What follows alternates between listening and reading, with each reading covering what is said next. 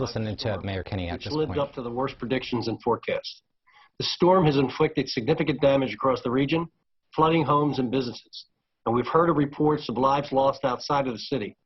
Our hearts and prayers go out to the residents and families who were affected by the flooding and tornadoes here and across the Delaware Valley. The remnants of Hurricane Ida brought historic levels of rain to southeastern Pennsylvania, causing extreme flooding, especially along the Schuylkill River.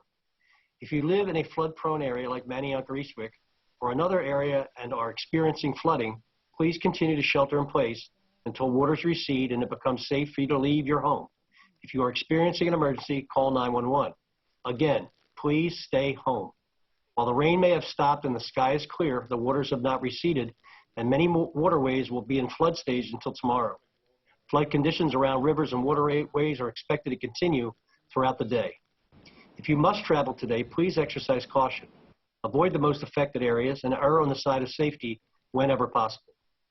Because of the significant impact of the storm across the city and region and the ongoing flooding hazard, the City of Philadelphia announced that all city offices will be closed to the public today. People can still access resources online through the city's website, phila.gov. The city will be operating essential services only. Employees who can work remotely should check with their supervisors and do so. And while the storm continues to wreak havoc across the region just as it has throughout other parts of the country, we must also note that extreme weather events like Ida are not isolated incidents. They are another indication of the worsening climate crisis. We will continue to take critical steps to ready Philadelphia for the climate of the future as we rebound from the aftermath of Ida. Our focus extends beyond recovery to building long-term resilience. Now I'd like to turn it over to Fire Commissioner and OEM Director Adam Teal, as well as our emergency service partners and others for updates around how the city is responding. Commissioner Teal. Good morning. It was a very challenging night for the Philadelphia Fire Department, Office of Emergency Management, and our many response partners. We know the same is true for many Philadelphians. We're not out of this yet, however. The crest has not yet passed us, as far as we know, along the Schuylkill. We're talking continually to the National Weather Service. There are many flooded roads still in the city. We are still in a flood warning phase, so we really would encourage folks to do what the mayor said. Stay home, stay tuned, and if you have an emergency, call 911. If you do go outside, turn around, don't drown. Don't drive or ride or walk through floodwaters. You don't know how deep they are, you don't know what's underneath, and you don't know how fast moving those waters are. So please, if you can, stay home. We are still doing water rescues across the city. We've done that really for the past almost 15 hours now, continually. Thankfully, we have resources here from the National Guard, high water vehicles. We have our own swiftwater rescue teams. Our Urban Search and Rescue Task Force got back from a federal deployment to Alabama just in time to help us here in Philadelphia and also help out in Bucks County. We are still very much in an active incident, so we want to encourage people, again, stay informed, stay home if you can. At the same time, we're already starting to think about our recovery mode. This promises to be an historic event. We know that the flooding reached levels that have not been seen in more than 100 years, and potentially this will be a record-breaking flood. So we really do need your help to understand the impacts of the storm and the extent of the damage. Here are a couple ways that you can help.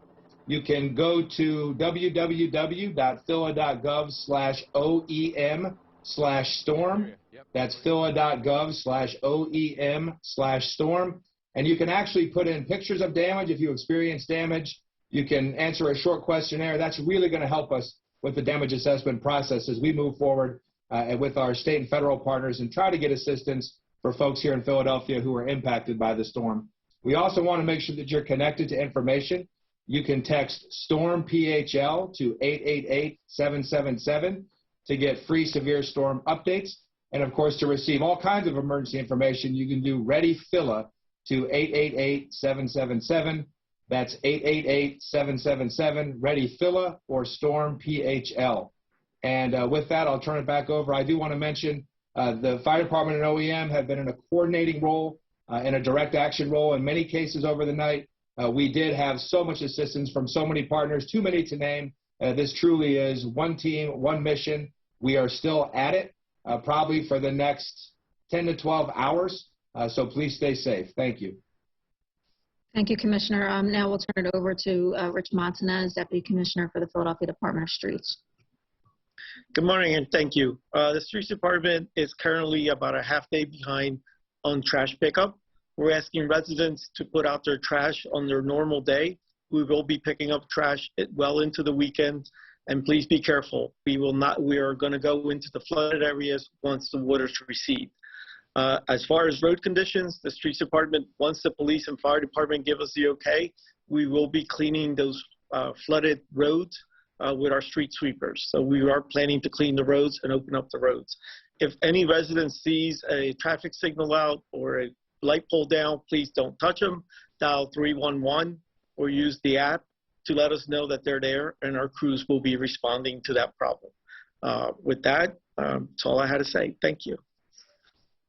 Thank you. Next, we have Brian Rodemakers with the Philadelphia Water Department. Brian? Thank you. Before the storm, the water department crews were working throughout the week around the clock to inspect storm drains and clean any, especially in areas that we know can be flood prone. Additional crews were deployed overnight to respond to any clogged inlets and flooded intersections, and we really rely on residents to report that to us.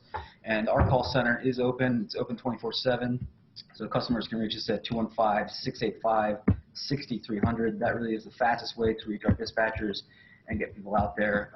Clearly, in areas along the river, we will need to wait for the water to recede before we can inspect those areas, but we ask you to be patient, and our crews will get to any areas where we believe there are clogged inlets as quickly as possible.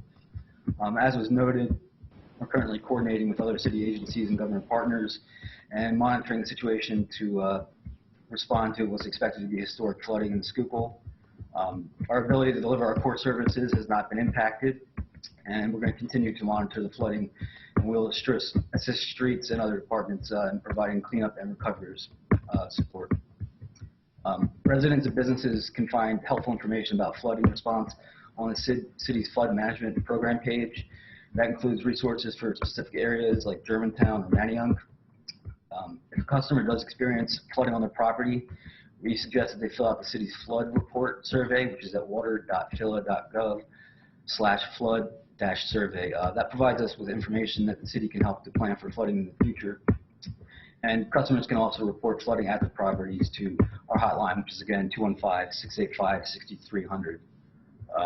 One thing that we really want to stress to people is not to flood or walk in flooded areas. A lot of times, people post pictures or videos to social media walking along the river or along the Kelly River Drive, sort of recreating in that water, but there's a high potential that it could be polluted with pathogens or other pollutants.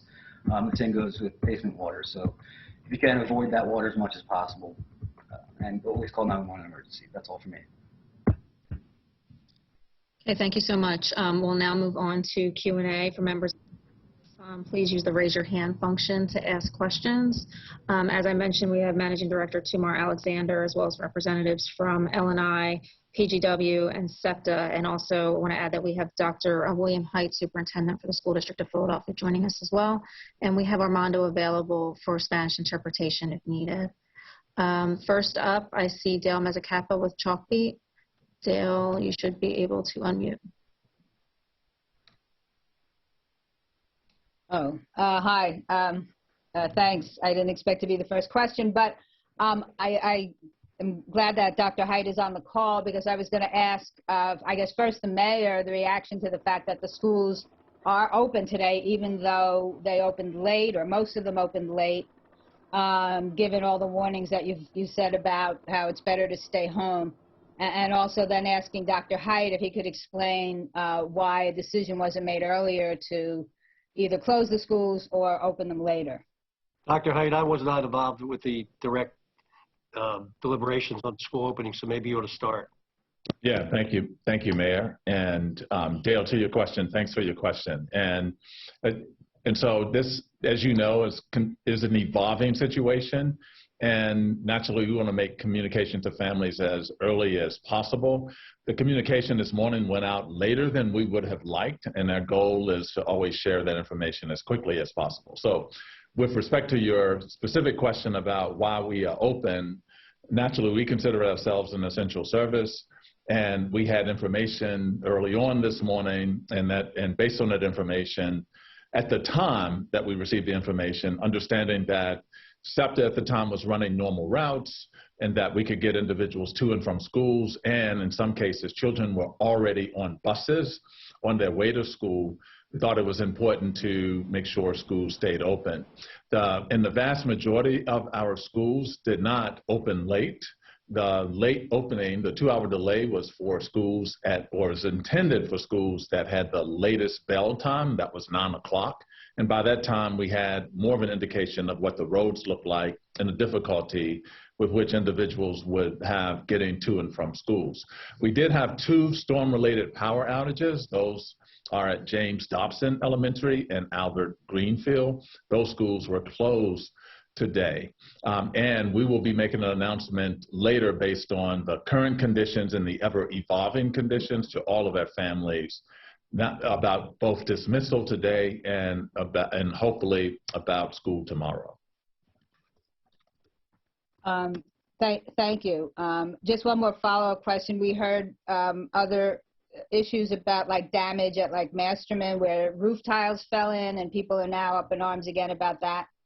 Can you confirm any of that?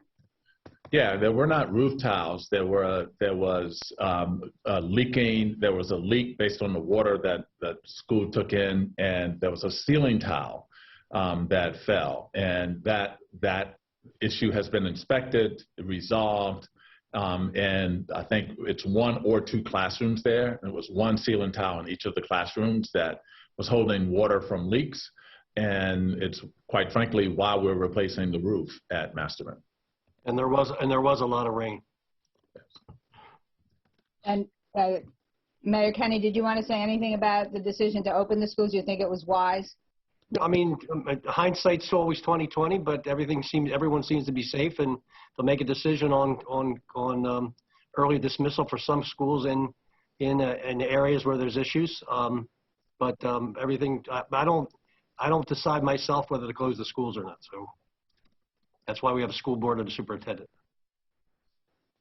Thank you. Okay, thanks, Dale. We'll move on to Jack Tomczyk with Metro. Yes, thank you. Does the city of Philadelphia have any information on, are there any fatalities related to this incident at this time? Adam? We are not aware of any casualties related to this incident. I want to reiterate this is ongoing. We are not through the initial phases of the flooding yet, and we really want to encourage folks to be safe out there. And Commissioner Teal, do you have any metrics on how many water rescues you've had to make over the past day or so? We are actually still making them now. We still have water rescue teams in a couple locations around the city, so we haven't gone back and counted yet because we've been busy the entire night since the storm started. And this is for SEPTA. How much damage has the system, experienced from this storm, and how long do you think it'll be back till it's running, at a normal schedule?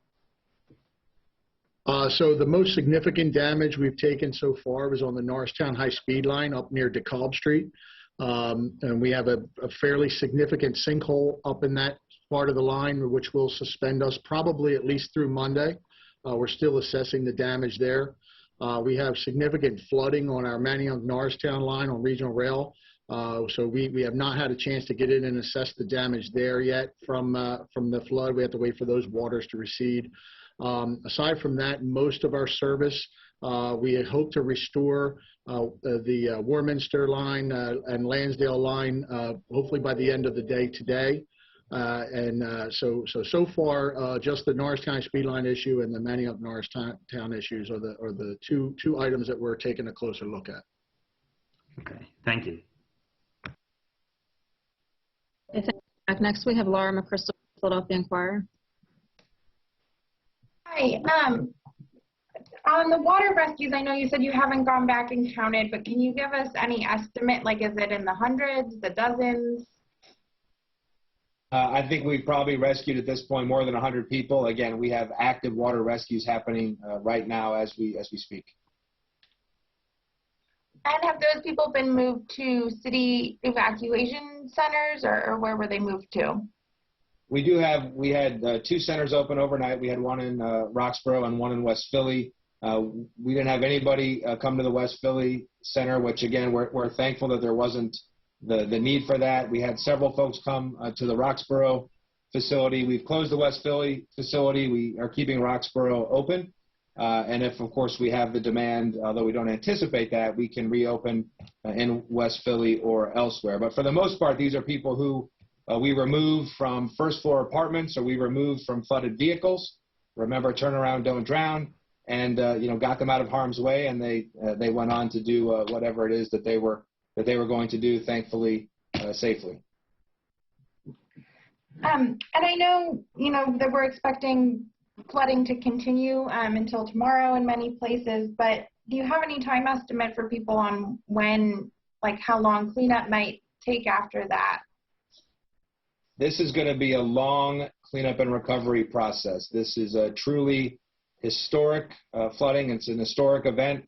As I was out today scouting different areas along the Schuylkill, everybody saying, we've never seen it like this, never seen it like this. So it's going to be a long process to get to the cleanup and recovery phase, because we're not there yet. We're talking to the National Weather Service constantly about when we think the crest will actually happen, the true crest, and we can move on with those activities safely. And then it's going to be a very long recovery process. It's a very intensive process. We are in communication with the Pennsylvania Emergency Management Agency. They've been great in providing us resources, as well as FEMA, about what happens next. But we're still a ways away from that, and it's going to be a real process. So again, we would encourage folks to help us by going to those resources we mentioned earlier. Thank you. That's all for me. Okay, thanks, Laura. Next, we have Peter Crimmins with WHYY. Hi there. I have a question about Made in America and the setup on the Parkway. I'm wondering if they experienced any damage, or has the flooding impacted that? Adam, are you aware that it looks like it's on, the construction's ongoing? May have had a bit of a blip during the height of the storm, but. Hey, Mayor, this is good morning, everyone. This is Tumar Alexander, Managing Director. Construction is ongoing, but I'm being texted right now and told there is somewhat of a traffic issue that we're trying to help solve in order for them to continue to build up.